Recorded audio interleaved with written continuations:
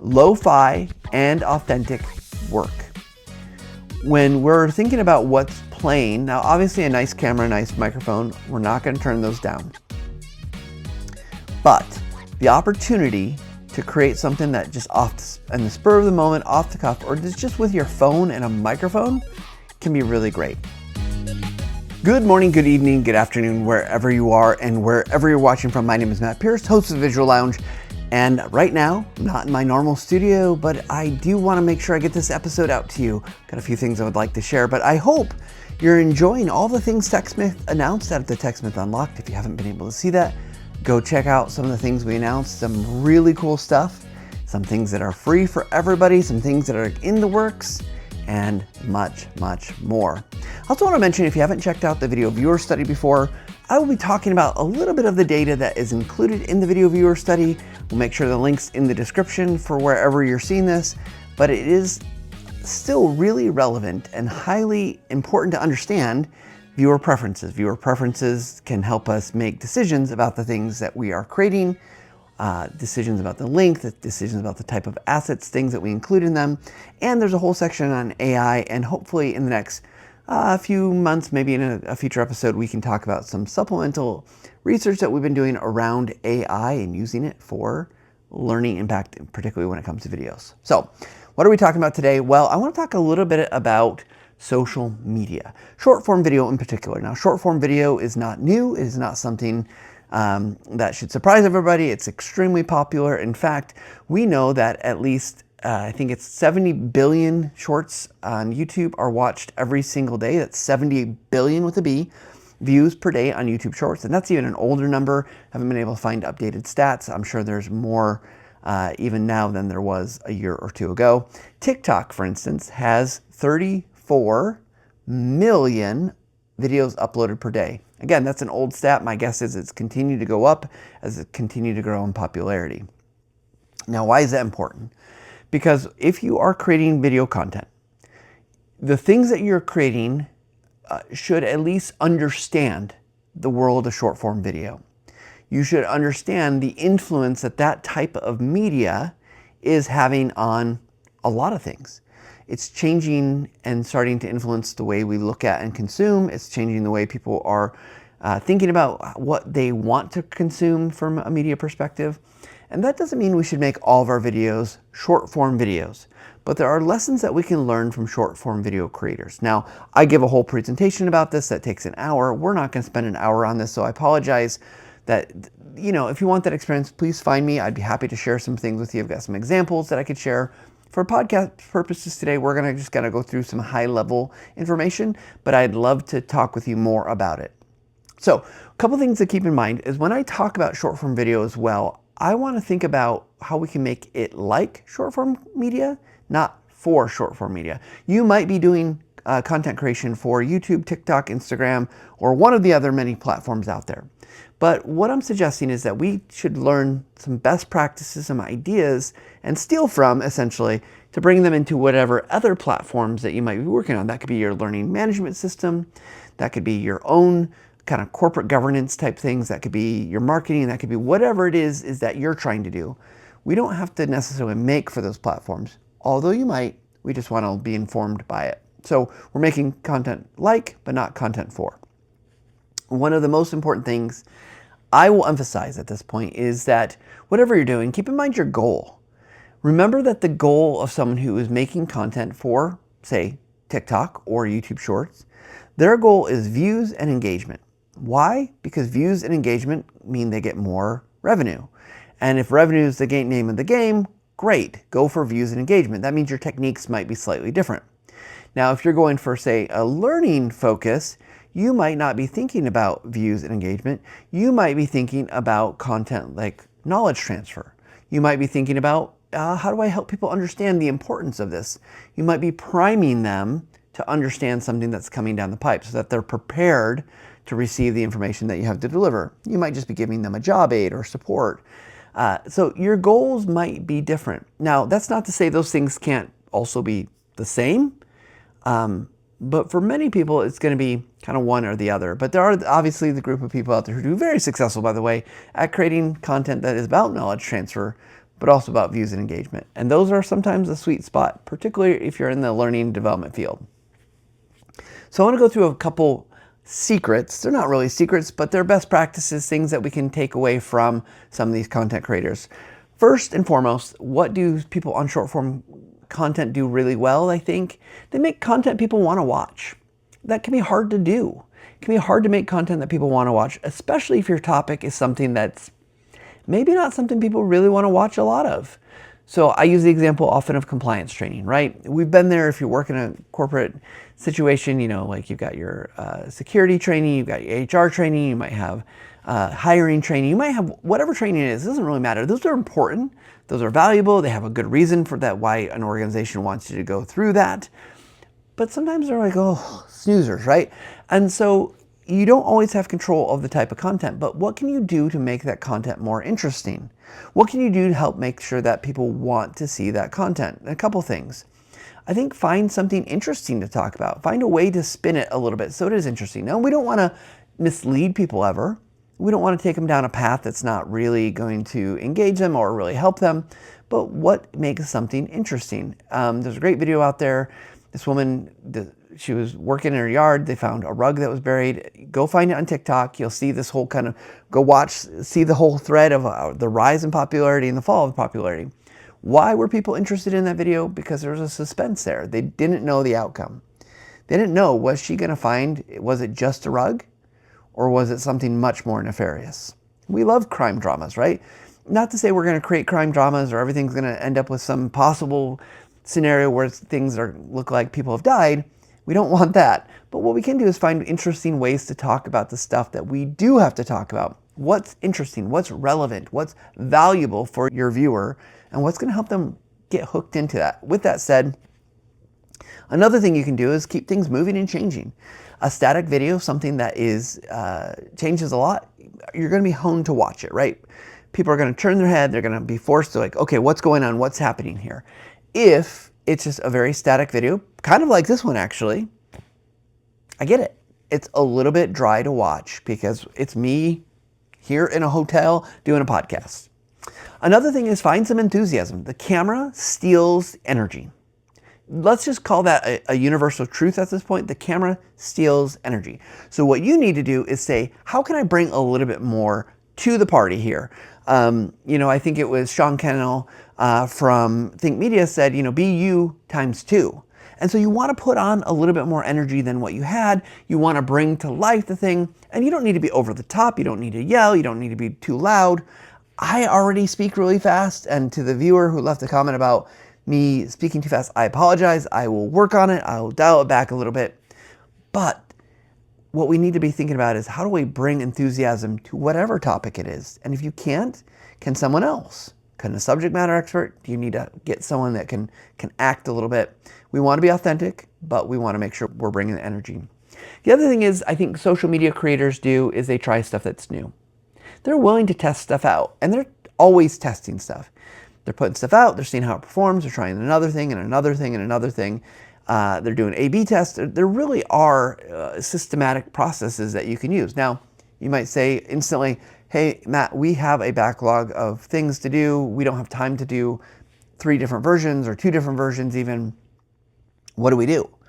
Well, each time you create a course, as long as there's enough kind of relationship or similarities, try something.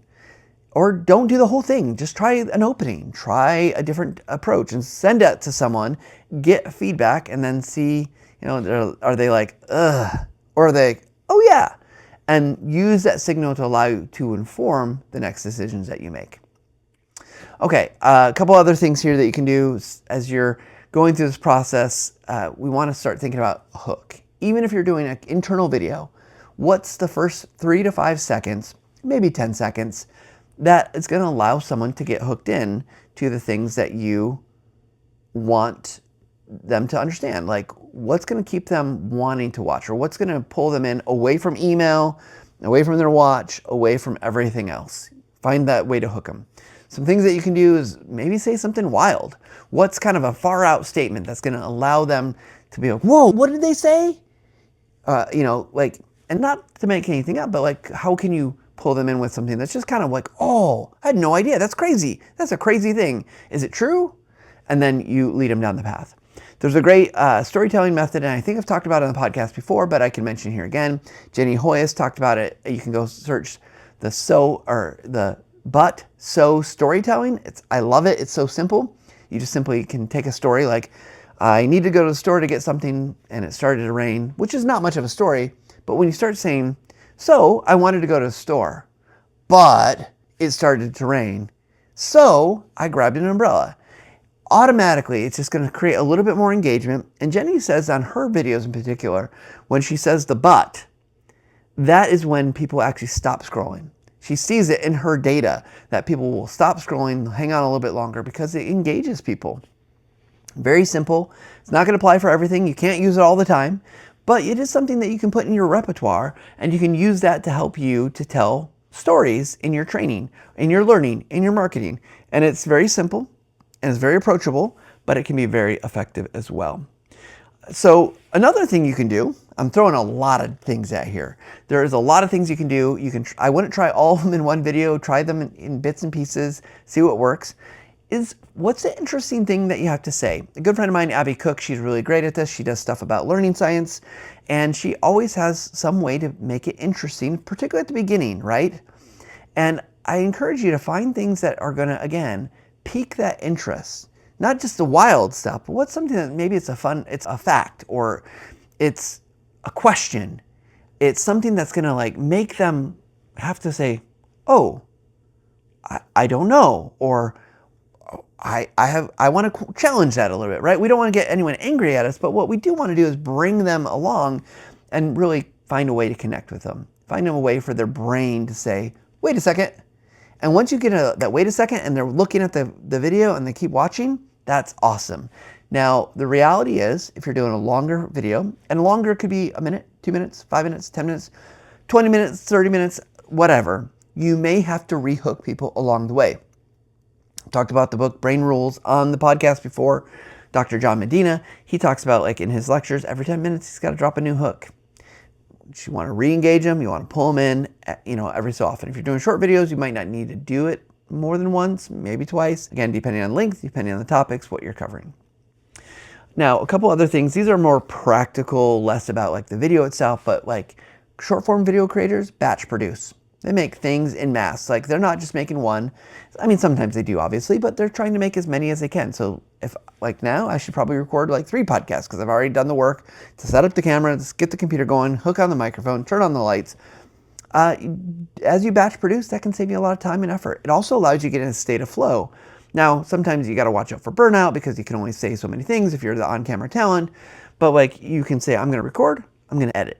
And that can work really well because then you get in a flow, you don't forget as many things, it allows you to really process and move forward.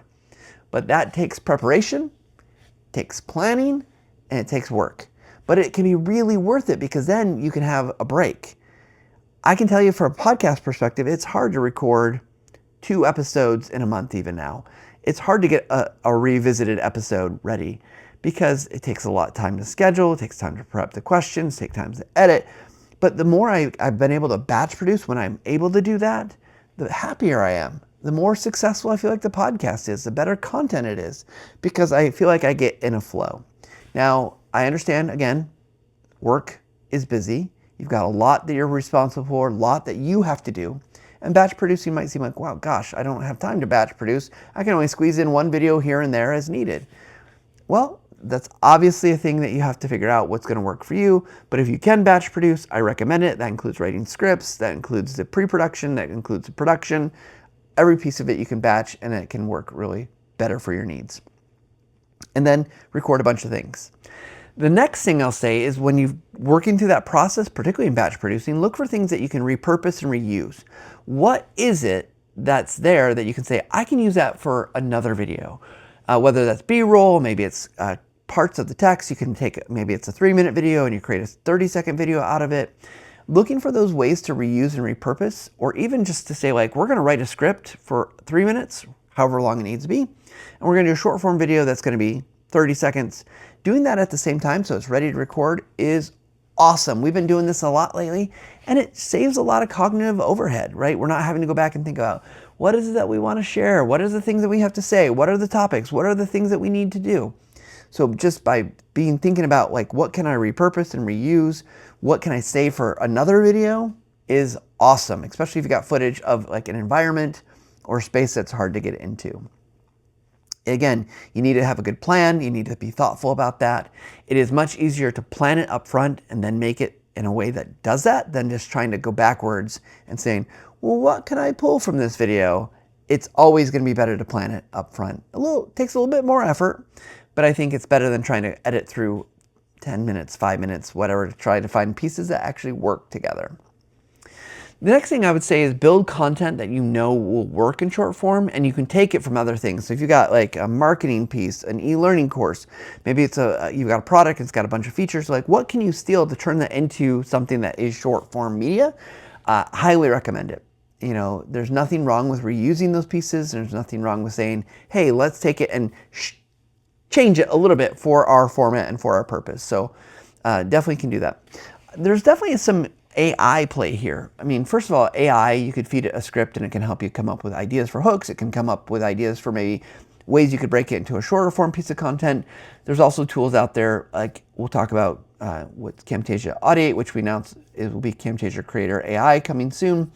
You can feed your video into there and you can start basically doing text-based editing.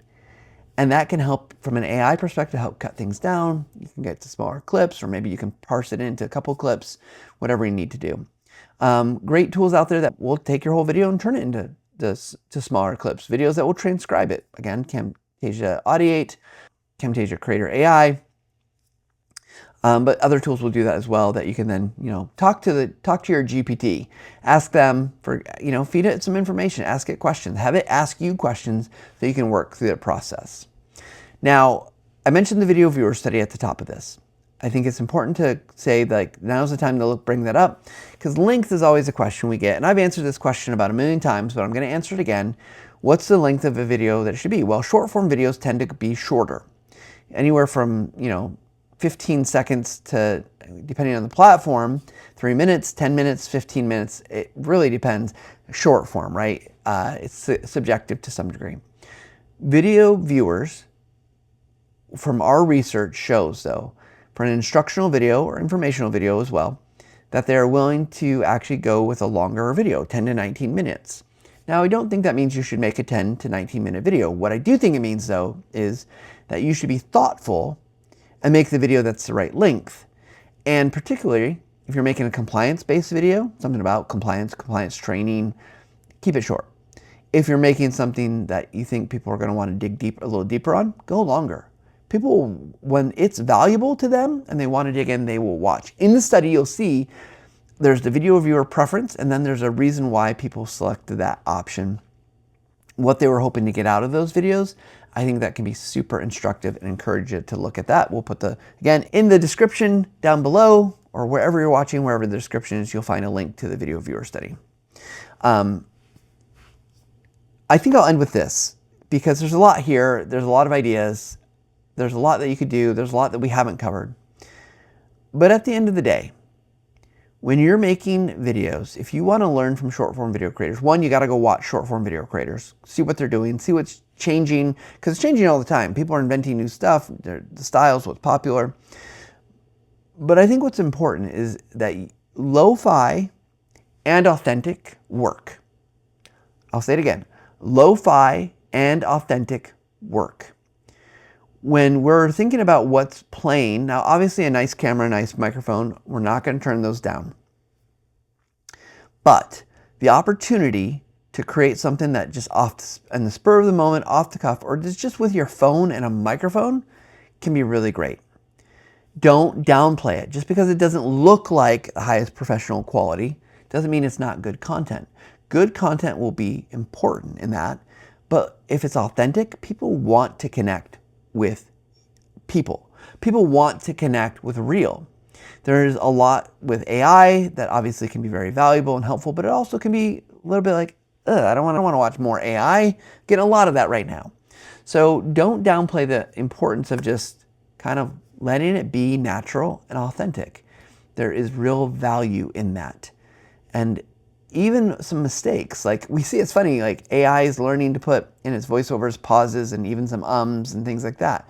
Why? Because that is natural, because it helps. Those are like a chance for your brain to catch up. It's a chance for your brain to process. Those are good things.